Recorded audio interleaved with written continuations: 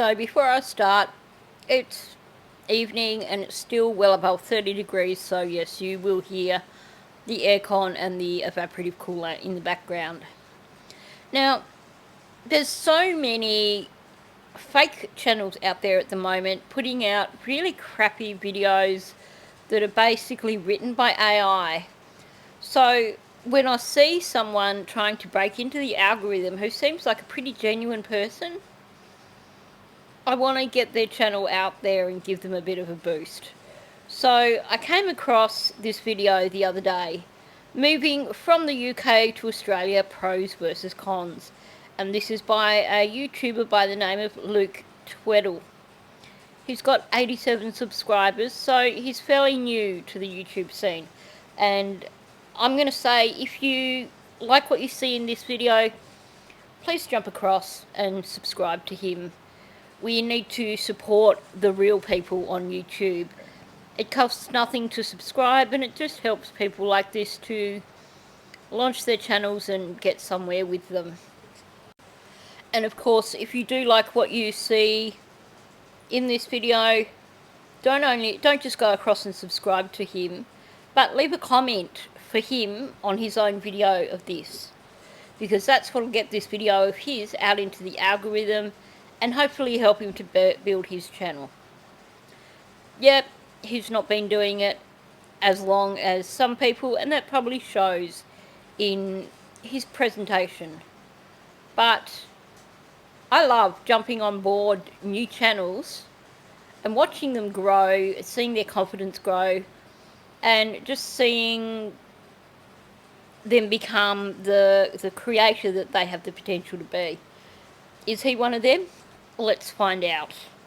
So I moved from the UK to Australia when I was 21 years old. It was definitely the best decision of my life, but today we're going to go through some of the positives and the negatives, because there is two sides to it about the move, and yeah, why it was the best thing I ever did, but also came with a few negatives, but that's just the reality. So welcome back to another video. So yeah, I moved nearly 3 years ago from the UK and have been living in Australia and New Zealand. Australia is my favourite place I've lived, however, definitely, yeah, the best place I've lived. So let's start off with the best things about moving to Australia as a Brit from the UK. Now, this list of positives, to be honest, goes on for quite a long time. There are so many positives about moving to Australia, but I thought I'd pick out a few key points. I like him. He's straight to the point and he's genuine. He's not one of these people that sounds like they're trying to convince you that they are some wonderful person, you know, almost worthy of celebrity status. He's pretty down to earth, and that's definitely a win for me. Number one is the wage. The wage in Australia is so good. Definitely the best wage I've ever got paid. I was getting paid about $30 an hour in the week. On a Saturday I'll get $38, and on a Sunday it'd be about $43 an hour. And this was literally just for a retail position. I used to sell outdoor furniture, nothing special at all, the most basic job. And I was getting paid such a good wage for that. It was so good. And to be honest, most jobs in Australia are that sort of wage. The wage there is so good. You can get paid pretty much double your UK wage. Every job there earns so much more. People say, oh, the cost of living's higher in Australia. To be honest, I found it's fairly similar to the UK, but Australia, the wage is so much better. If you're in construction or anything like that, like, you're gonna get paid so much more than you would in the UK. I've heard this mentioned in the past, but never so specifically. You get a lot of people complain about the cost of living being so much higher in the UK, and they sort of vaguely talk about the wages being higher, but they don't really explain that they are significantly higher and therefore offset the higher cost of living. A few people get close to saying that, but I think he's made it pretty clear, and I like that. Number two is an obvious one, but it's the weather. The weather in Australia for most of the year, depending on where you live, is amazing. And it's, to be honest, it's one of the biggest reasons I moved there, but it makes such a big difference not just because you can go to the beach every day, but just for your mind and everything. It just is such a mood booster, and you don't realize until you move there sometimes that the weather is probably the biggest reason why most people in the UK are so depressed and just bored and go to the pub and drink, because there's nothing else to do. In Australia, there's such a culture for like healthy life. Like, people eat clean, they get up early, they run at 6 a.m. and it's because the weather's so amazing and it allows for that. You instantly see it with your mood. The fact that you can just wake up or you can finish work and just go down the beach. It's like, no wonder people in Australia are happier than in the UK. The weather is amazing. So, no shade on him, but I'm starting to think that like the Gold Coast and the Sunshine Coast and all that is going to start turning into Little Britain. I'm guessing, just from what he's saying, that he's definitely somewhere, or was living definitely somewhere around that area, just from the way he's talking about the weather. And you know, what he's saying totally resonates with me. Having grown up in Tassie and lived in Tassie most of my life, Tassie is a beautiful place, but it is so cold and so overcast for so much of the year. Whereas Bendigo seems to be sunny 300 days out of the year. And winter in Bendigo probably lasts about 6 weeks. And it really does impact on how you feel. You do feel more energetic. You do find that your mental health is improved just being away from the dark and the dreary world of where you come from. And I know some people might poo-poo that. I had someone in a previous video tell me that's not a real thing. But trust me, if you've experienced it, seasonal affective disorder, it is a real thing. When you get up in the dark, you leave for work in the dark and it's freezing cold, you have to scrape off your windscreen, you come home from work and it's just getting dark, and your day is basically leaving home in darkness, coming home in darkness, and you don't have the ability to go and head off to the beach after work or something because it's cold and dark.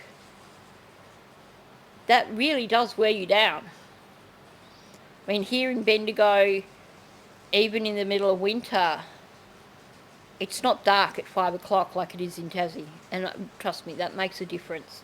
So I totally understand what he's saying, and I can agree with him. The next one is the scenery. Now, the UK scenery, yeah, the countryside can be alright, but realistically, it's nothing compared to in Australia. I was living in Perth. This is one example I've got. In Perth, it's literally a big city. I was working there, but you could get a 15-minute bus or a 15-minute train down to the beach, and you will literally be on some of the best beaches in Australia. The beaches there are incredible. The water is like so blue. You know, that's one way you can go down the beach. You can get the bus the other way into the hills and you're out in all the forests and stuff. Like, the scenery in Australia is incredible. Obviously, when you get out of the cities, the scenery is even better. Like, it's some of the best scenery in the world. But even close to where you live, the overall scenery is so much better, and the cities there are so much better looking than UK cities. Look at London, for example. It's just fucking grey and miserable, and it's just grey in it. Like, it's just concrete. But you go to the Australian cities, they're all by the water, and yeah, they're so much better. Okay, so I was wrong. He wasn't on the Gold Coast. He was in Perth. But we know that Western Australia is pretty amazing weather-wise as well. And I can understand what he's saying about London being very grey. A lot of times you hear people talking about London as, you know, it's a great place to visit, but it is so grey, so cold. And yeah, I mean, you know, I guess we take it for granted here, but we do have some pretty beautiful cities here in Australia. Personally, I prefer to be away from the city, but even still, And as for our beaches, he's spot on. We've got some pretty amazing beaches. I have to say, since starting to follow various YouTubers, I really would love to go to Perth and check out some of the beaches, or, Western Australia, and check out some of the beaches, because it really does look like it is such a stunning part of Australia. The next one, I touched on it with the weather, but it's the lifestyle. The lifestyle in Australia is the best lifestyle I've ever lived. The weather obviously allows for it because it's a lot easier to stay motivated to do healthy things like run and all that when the weather's nice. But yeah, everyone's so healthy, everyone's so active. The beach is such a big part of everyone's life and their culture. And you just go out, you have barbecues, there's little barbecues around that you can have, like public ones you can use, sort of stuff that just doesn't happen in the UK. The lifestyle in Australia, for me, is the best thing about living there. I tell you what, right now in this heat, I would love to be at the beach right now. But he's so spot on. We have got such a good lifestyle, a healthy, active lifestyle. Even if you're 2 hours from the beach like I am, we've got a few lakes in the area. You go to the lakes on the weekend and parking is impossible. The lake near my place, you got to go park at the overflow car park on the weekend if you want to go there. And you go there and you see so many people walking their dogs, cycling. There's rowers there a lot of the time. And even on a weekday, there's always lots of people there. Yeah, when it's hot like this, a lot of people just dive for cover. But, I think anywhere you go in Australia, you're going to find places like that where people just love to go and get active and enjoy the sunshine and enjoy the weather. And I think we are blessed. So he's got a good point. The next one is the experiences that you're going to have. This is obviously if you're moving there for a long period of time or you're doing a bit of traveling in Australia. I had some of the best experiences of my life moving to Australia, saw so many incredible things, and yeah, made the best memories of my life for sure in my time in Australia.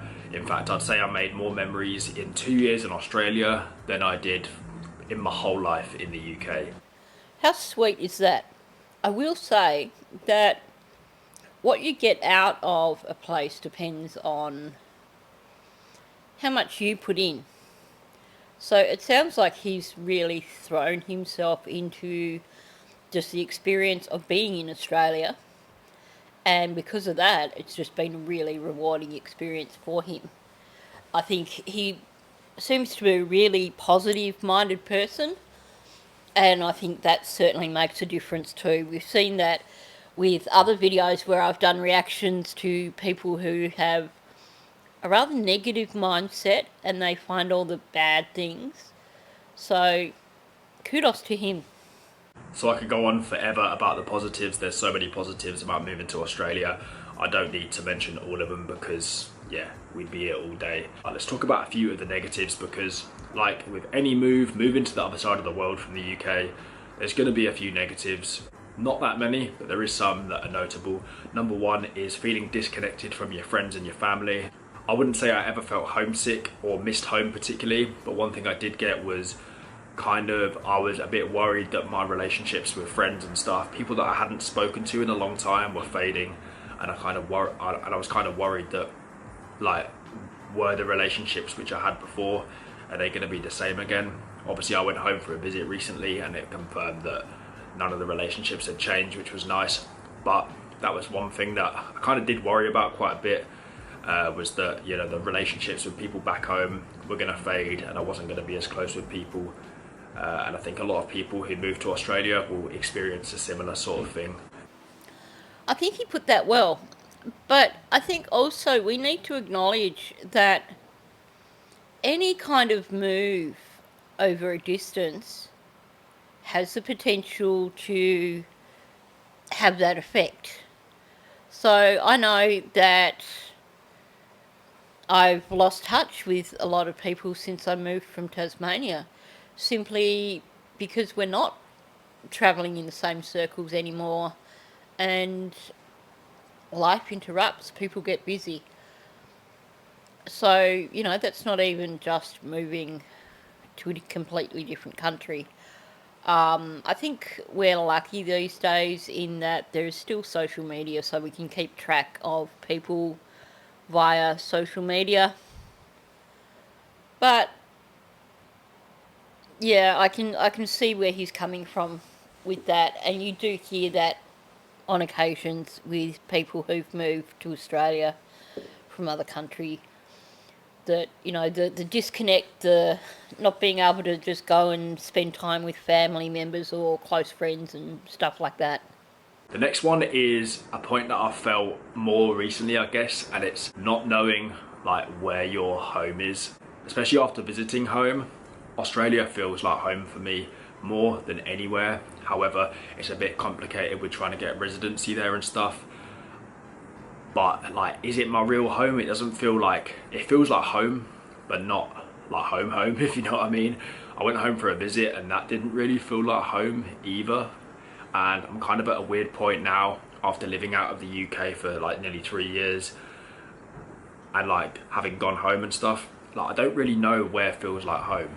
I wouldn't call my house at home. It doesn't feel like home anymore. Could I live in Australia? Possibly, but I don't know. It's really hard. I feel like after being away for this long, I haven't really got a place which feels like home, which doesn't bother me too much, but I don't know. It's just a bit of a weird feeling, and some of you guys might find it's similar for you.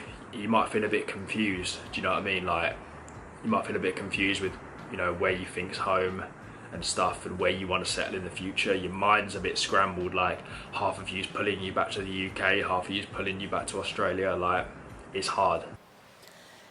That's the first time I've heard someone actually bring that up, and it makes sense. That sense of trying to find your place in the world again when you've basically uprooted your entire life. And I mean, home has so many meanings, doesn't it? It's about the people around you. It's about the space you're in, and feeling that connection to where you are. So at least he's not putting the whole negativity of some people sort of. I've seen some people become really critical of Australia, and basically, essentially say, oh, it's not at all like my country back home, and but in a negative way, if you know what I mean. Whereas, even though he's saying these are the negatives of living in Australia, he's certainly not saying that it's something about Australian life. He's saying he's talking about the personal side of it, the adjusting side of it, and I think that's really refreshing. The next one is finding jobs and houses. I don't think this one's specific to Australia, but I know a lot of people find it difficult to find jobs and houses in Australia. I know there's meant to be like a massive housing crisis. Generally, we've had to go for house shares every time because getting your own place in Australia is near enough impossible. But yeah, finding jobs can be difficult. You really have to put the work in. When you go to a new city in Australia, you have to apply for days and days, spending hours every day applying for jobs and houses. Yeah, it can be quite difficult. But I don't think this one's specific to Australia, but it is a negative because like, it can be stressful when you're running out of money maybe and you've really got to find a job. Like, it can be stressful, but that's just part of it. This guy's very much grounded in reality, isn't he? He's talking about the difficulty of finding somewhere to live, the difficulty of finding jobs, and he points out that this is not exclusively Australia, and it is the case. It's at the moment this cost of living crisis is worldwide, and yeah, I know that here in Australia, trying to find somewhere to rent is crazy.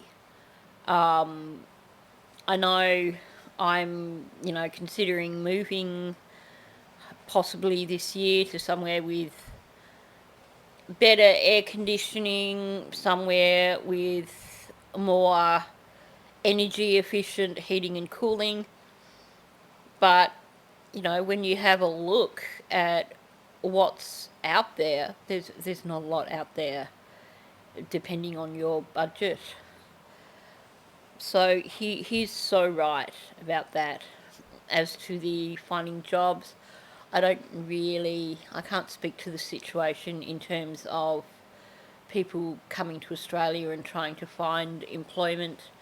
You do see these vlogs where people rock up in Australia and seem to get themselves jobs in like hospitality and stuff pretty quickly.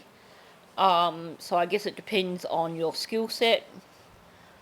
I would suggest that if someone is planning on moving to Australia, that maybe they look at skilling up beforehand and get skills in a trade area that is in demand, perhaps. But yeah, he's made some good points without it being a negative thing directed at Australia. So once again, kudos to him. And the last negative for me is that Australia is expensive. Now, don't get me wrong, the UK is definitely expensive as well, and I actually do think that Australia has a better cost of living because of the high wages there. However, when you're not working and you're looking for work and stuff, or you're traveling in Australia, your money does go down very quickly. I remember we spent so much money. I think we traveled for about a month in Australia. We didn't exactly keep it cheap. We were doing all the tours that we wanted. We were doing all the activities that we wanted to do and stuff. We weren't keeping it cheap, but we spent more money in a month in Australia than we did in 2 months in Southeast Asia, probably including the flights as well. So Australia is expensive. It's all right when you're working and stuff, because I do think the wage makes up for the cost of things. But in general, Australia is an expensive country to travel or when you're not working yet. And you do have to be careful because your money will go down pretty quickly if you're not working. Sadly, it does seem to be the case that Australia is expensive, and it seems like the mentality in Australia is to try and make the most out of the tourist dollar, so that places that tourists would frequent tend to be super expensive rather than trying to create more affordable experiences that will perhaps draw more tourists. And I think over time, what we're going to see is these tourist trap kind of places that are expensive are going to either have to become more and more expensive to cover their costs, or they're going to fold, or they're going to have to bring prices down to attract more people to their businesses. And that includes accommodation. I was considering doing a little mini road trip towards the end of summer. That's off the tables now because I'm allowed to drive now for another 6 to 8 weeks with my broken shoulder. But looking at even just the price of a basic cabin somewhere, that has gone up by probably 50% since COVID. And, you know, you hear that people talk about how expensive accommodation is now in Australia. And yeah, for someone who is travelling, if you don't have the luxury of your own vehicle, so you can drive somewhere and tent somewhere and all that sort of thing, it would get extremely costly. So sadly, he's got a point there. So yeah, that's just a few of the negatives. With any move, there's going to be positives and negatives, but with Australia, for me, moving from the UK, the list of positives is so long, so long. The only negative for me is being away from friends and family and not having a lot of close people around you. Another negative I could have said is making friends. It is more difficult than I expected in Australia. So yeah, that's one negative. It can be quite difficult not having a close circle around you. But to be honest, that's one small negative. out of a whole list of positive things. So if you're looking at moving to Australia, expect there to be negatives, because like with any move, it's not going to be 100% smooth. There's always going to be difficult moments. However, it will be the best thing you ever do. There is so many positives about moving to Australia, and even now it is still very tempting to try and get a residency there. Whether we'll do it or not, I don't know. I don't know how hard it is. I don't know how we're going to feel. I don't know if we want to keep traveling to other places. I don't know. I think that was a really honest, really down to earth assessment that he made there. I like that he has said that the positives far outweigh the negatives. I've heard a few comments in the past where people have said it's hard to make friends in Australia. I think what it comes down to is first being able to settle somewhere and becoming involved within your community, finding things that you enjoy doing and joining groups or clubs. I mean, sometimes that can be costly, I guess. But yeah, I've heard that said. Him turning around and saying, well, we don't know if we want to try and get permanent residency or continue travelling, does suggest that as much as he loves Australia, he could be convinced to go elsewhere perhaps. But, you know, I think when you're turning around and saying you don't know where home is and you are struggling with the how do you get this permanent residency, then I can see what he's saying there. I think this is a guy who just makes the best of any situation. I could be wrong, I haven't watched any of his other videos yet, but I like his outlook. I like the way he did this video. He managed to bring up negatives without it sounding like it was an attack on Australia, without it sounding like my country is better than your country, which some people do. So, yeah, I like this guy. I'm definitely going to watch some more of his videos. So I will leave the link to this video and for his channel in the description section below. If you liked listening to him, maybe hop over, watch a few more of his videos. If you like him, subscribe, give him comments, hit the like on his videos. Let's build up his channel a little bit if you like him. So thanks for listening. Please, if you're new, subscribe to my channel. Also, hit the like button. YouTube loves that. It gets these videos out into the algorithm. And leave a comment. What are your thoughts on this video and this guy? Do you like the way he looks at things, or do you have a different take on this to me? Thanks, and I'll catch you in the next one.